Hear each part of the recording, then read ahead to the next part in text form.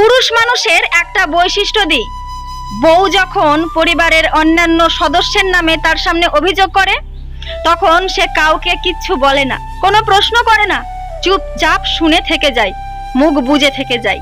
আর পরিবারের অন্য একজন সদস্য যখন তার বউয়ের নামে তার সামনে অভিযোগ করে তখন সেই কথাটা শুনে আসা মাত্রই নিজের বউয়ের দিকে আঙুল তুলে প্রশ্ন করে, চোখ রাঙিয়ে বউয়ের সাথে কথা বলে।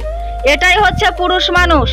নিজের বউয়ের প্রতি অন্যায় হতে দেখে তখন হয়ে যায় ম্যাও, আর যখন অন্য কেউ বউয়ের নামে এসে অভিযোগ করে তখন হয়ে যায় হাও।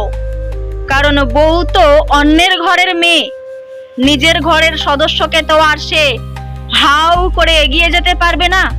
তাই অন্যের বাড়ির মেয়েটার দিকে এসে হাইনার মতো, বাঘের মতো, হিংস্র জন্তুর মতো হাও করে দাঁত দেখাতে আসে।